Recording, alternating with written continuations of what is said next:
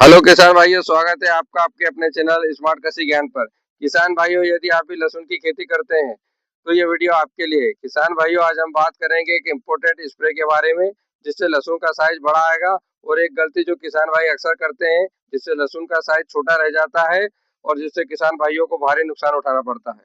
किसान भाइयों, जैसे कि आप जानते हैं कि पोटास, नाइट्रोजन और सल्फर का लहसुन प्याज में कितना रोल होता है। यदि ये फर्टिलाइजर आपने सही मात्रा और सही समय पे दे दिया तो आपको बम्पर उत्पादन लेने से कोई नहीं रोक सकता।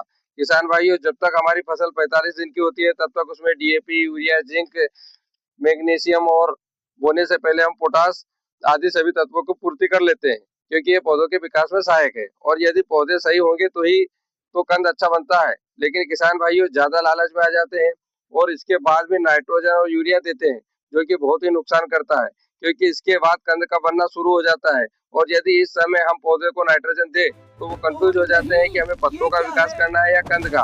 तो इस समय यदि पत्ते आपके पीले नहीं पड़ रहे हैं तो उसमें आपको नाइट्रोजन का उपयोग बिल्कुल नहीं करना है। इस समय के बाद पौधों को पोटास और बोरान की आवश्यकता होती है। तो इसके लिए किसान भाइयों 50-55 दिन की फसल पे आपको बोरान का स्प्रे करना है, जो कि फूलों के परागण में सहायक है।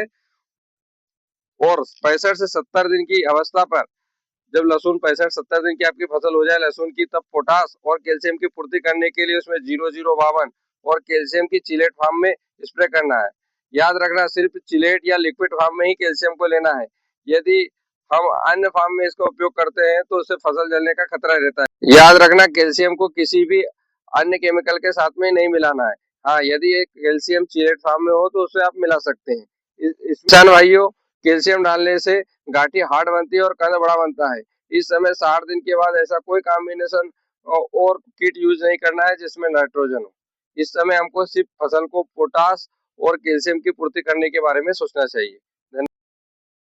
किसान भाइयों, इसी तरह की जानकारी के लिए आप हमारे चैनल स्मार्ट कृषि ज्ञान पर बने रहे और वीडियो को लाइक एंड चैनल को सब्सक्राइब करना ना भूलें। धन्यवाद भाइयों।